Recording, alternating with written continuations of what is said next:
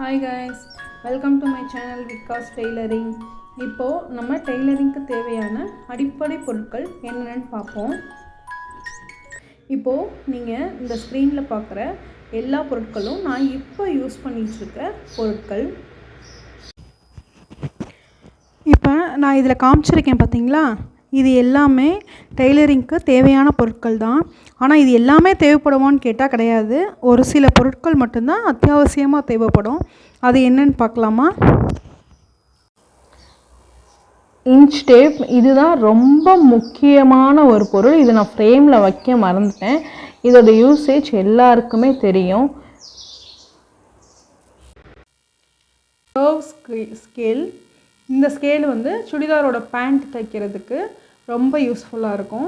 அந்த pant straight line போடாமல் இந்த மாதிரி இந்த இடத்துல வர கர்வ் கொடுத்தோம்னா பேண்ட்டோட ஃபினிஷிங் நீட்டாக இருக்கும். அதே மாதிரி நம்ம எல்போ ஸ்லீவ் தைக்கும் போதும் ஸ்ட்ரெயிட் லைன் போடாமல் இந்த மாதிரி ஒரு சின்ன லைட் கர்வ், இந்த இடத்துல கூட ரொம்ப அதிக கர்வ் இருக்கும். இந்த இடத்துலேருந்து இப்படி கொடுத்தோம்னா கையோட ஃபினிஷிங் ரொம்பவே நீட்டாக இருக்கும். இது வந்து இருக்கிறதுலே லாங் ஸ்கேல்.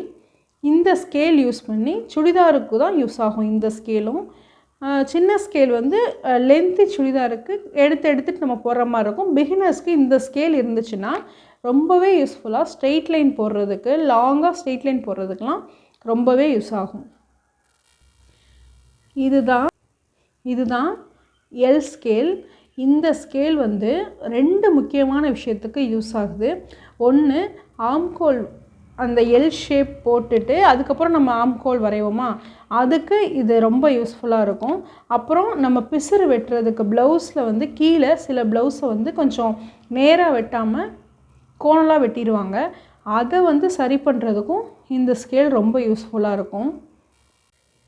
இதுதான் நம்ம நார்மலாக அடிக்கடி யூஸ் பண்ணுற ஸ்கேல். இந்த ஸ்கேல் வச்சு தான் இது வந்து கொஞ்சம் பெட்டராகவே இருக்கும், கை கடக்கமாக இருக்கும், யூஸ் பண்ணுறதுக்கும் ஈஸியாக இருக்கும். அந்த ஸ்கேல் வந்து தேவைங்கிற போது யூஸ் பண்ணிக்கலாம். ஆனால் இது வந்து ரொம்பவே முக்கியமான ஒரு ஸ்கேல். அடுத்து இந்த ஆம்கோல் ஸ்கேல் தான் ரொம்பவே ஒரு முக்கியமான ஒரு டூல் டெய்லரிங்கில்.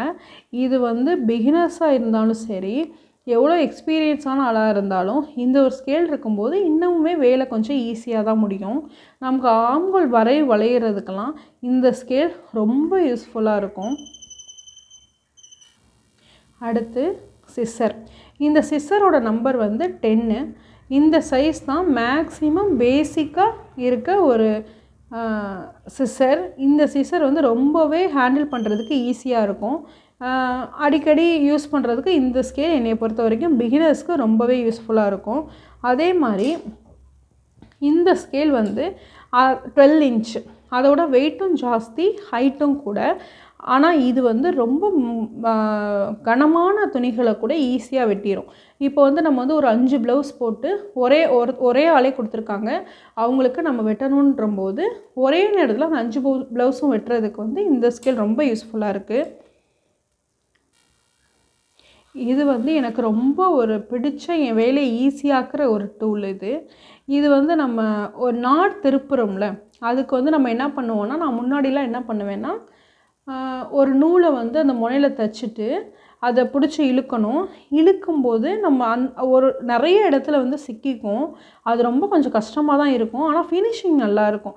நம்ம வந்து உள்ளே நூலை கொடுத்து திருப்பும்போது அதோட ஃபினிஷிங் இன்னும் நல்லா ஒல்லியாக இருக்கும்.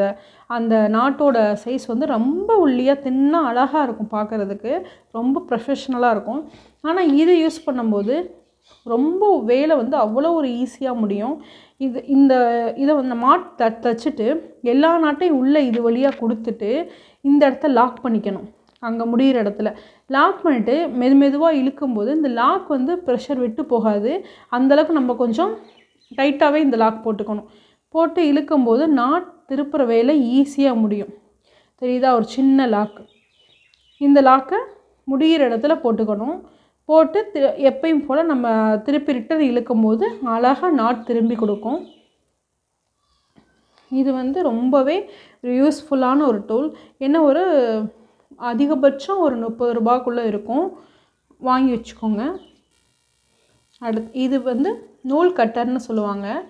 நம்ம வந்து அடிக்கடி இந்த வெயிட்டான சிஸ்ஸரை வந்து எடுத்து நூல் கட் பண்ண முடியாது. அதுக்காக நம்ம வந்து இந்த டூல் யூஸ் பண்ணிக்கலாம். இது ரொம்ப ஈஸியாக ஹேண்டில் பண்ணுறதுக்கும் ரொம்ப கஷ்டம் இல்லாமல் இருக்கும். ஸ்பேஸ் ரொம்ப அடைக்காது. ஒரு இடத்துல கத்திரிக்கோலை வச்சு நம்ம யூஸ் பண்ணுறதுக்கும் இந்த கட்டரை வச்சு யூஸ் பண்ணுறதுக்கும் நிறைய டிஃப்ரென்ஸ் இருக்குது. இது வந்து டீஸ் கட்டின்னு சொல்லுவாங்க, மார்க்கர்னு சொல்லுவாங்க. இது வந்து நம்ம அளவு ப்ளவுஸ்லேருந்து அளவு எடுத்து வரைஞ்சி அதை வெட்டுறதுக்கு மார்க் பண்ணுறதுக்கு ரொம்பவே யூஸ்ஃபுல்லாக இருக்கும். இதுதான் இருக்கிறதுலே ஃபஸ்ட்டு பேசிக் அடிப்படையான முக்கியமான ஒரு டூல். அடுத்து இதுதான் கொக்கி. நான் இந்த பிராண்ட் கொக்கி தான் யூஸ் பண்ணுறேன், சோனா. இது ரொம்பவே நல்லா இருக்குது. அதே மாதிரி இது 2 விதமான கொக்கி இருக்குது. இந்த பா ஷேப்பில் இருக்குது பார்த்திங்களா, இது ஒரு பக்கெட்டை வைக்கணும். இந்த கொக்கி வந்து இது ஒரு பக்கெட்டை வைக்கணும். சில பேர் வந்து இது மட்டும் வச்சுட்டு ஆப்போசிட்டில் வந்து காஜா கட்டிடுவாங்க. அது வந்து கொஞ்சம் வேலை இழுக்கிறதுனால இப்போ எல்லாருமே இதை தான் யூஸ் பண்ணுறாங்க. இந்த டூல் வந்து பார்க்குறதுக்கு ரொம்ப சின்னதாக இருக்கும், ஆனால் இது வந்து செஞ்சு கொடுக்குற வேலை பெரிய வேலை. ஏன்னா இது வந்து நமக்கு நூல் பிரிக்கிற வேலையை ரொம்ப ஈஸி பண்ணி கொடுக்கும். இது வந்து ஓவர்லாக் போட்டதே கூட ஈஸியாக நமக்கு பிரித்து கொடுக்கும். ஓவர்லாக் நூல் பிரிக்கிறதுலாம் பெரிய கஷ்டம். ஒன்ஸ் போட்டுட்டோம்னா அது பிரிச்சிட்டோம்னா நமக்கு ப்ளவுஸோட ஃபினிஷிங் சுத்தமாக போயிடும்.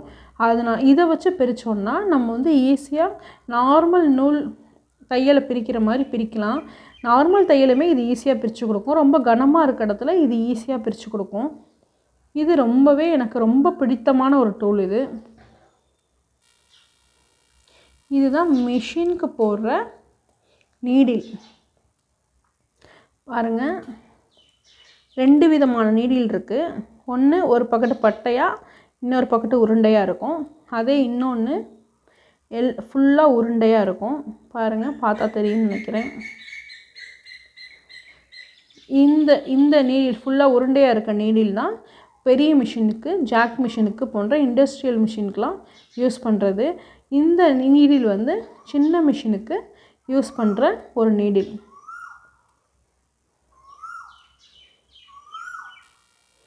இது வந்து நான் யூஸ் பண்ணுற நீடில் பாக்ஸ். என்னைய கேட்டால் ஒரு நீடிலாக வாங்கி அது எங்கே வைக்கிறதுன்னு தெரியாமல் தொலைஞ்சு போய் வேறு நீடில் வாங்குறதுக்கு இந்த மாதிரி ஒரு பாக்ஸாக வாங்கிட்டோம்னா ரொம்ப யூஸ்ஃபுல்லாக இருக்கும். இந்த நீடிலில் இந்த பாக்ஸில் எல்லா வகையான நீடில் எல்லா வகையான அளவுலையும் இருக்கும். நமக்கு எம்மிங் பண்ணுறதுக்கு எது தேவையோ அதை எடுத்துக்கணும், குக்கி கட்டுறதுக்கு எது தேவையோ அதை எடுத்துக்கலாம். ரொம்பவே யூஸ்ஃபுல்லாக இருக்குது இந்த பாக்ஸு. இதுதான் பாபின். இது பாபின் கேஸ். இந்த பாபின் கேஸில் இந்த பாபினை போட்டு நம்ம யூஸ் பண்ணுவோம். இதில் பிகினஸாக இருந்தீங்கன்னா ஒரு மினிமம் ஒரு 5 பாபினாவது வாங்கி வச்சுக்கோங்க. பாபின் வந்து நமக்கு கெட்டு போகாது, ரொம்ப யூஸ்ஃபுல்லாக இருக்கும். சில நேரம் ஒரு ப்ளவுஸ் தைச்சிட்டு இன்னொன்றுக்கு நூல் வேறு மாற்றுற மாதிரி இருக்கும். ஆனால் அடுத்த ப்ளவுஸுக்கு நம்ம முன்னாடி யூஸ் பண்ண நூல் தேவையாக இருக்கும். அதனால் குறைஞ்சது ஒரு 5 பாபினாவது வாங்கி வச்சுக்கிறது ரொம்ப பெனிஃபிட். இதுதான் பாபின் கேஸ், அதாவது பெரிய மிஷினுக்கு போடுற பாபின் கேஸ்.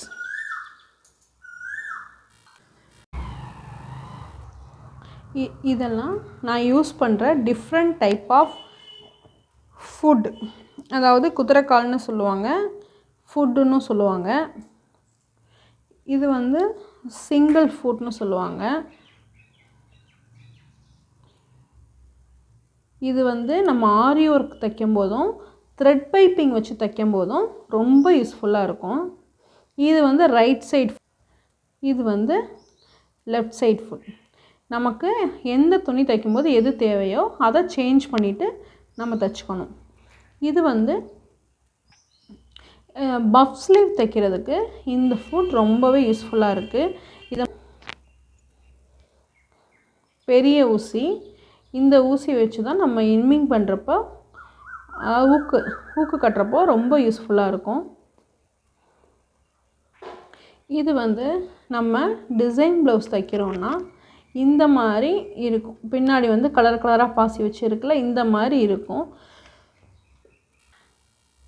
இது வந்து நம்ம டிசைன் ப்ளவுஸ் தைக்கும்போது கழுத்தை டிசைனாக வெட்டும் போதோ இல்லை ஆரி ஒர்க் ப்ளவுஸ் தைக்கும் போதோ துணி விலகாமல் இருக்கிறதுக்காக இதை வந்து இப்படி நமக்கு வந்து எந்த இடத்துல விலகாமல் இருக்கணும்னு நினைக்கிறோமோ அந்த இடத்துல இப்படி குத்தி வச்சிடணும்.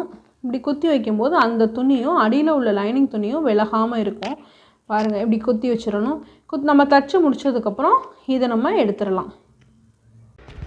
ஓகே ஃப்ரெண்ட்ஸ், எனக்கு தெரிஞ்ச நான் யூஸ் பண்ணுற பொருட்கள் பற்றி உங்களுக்கு தெளிவாக சொல்லியிருப்பேன்னு நினைக்கிறேன். உங்களுக்கு பிடிச்சிருந்தால் லைக் பண்ணுங்கள், ஷேர் பண்ணுங்கள், கமெண்ட் பண்ணுங்கள், சப்ஸ்கிரைப் பண்ணுங்கள். Thank you friends.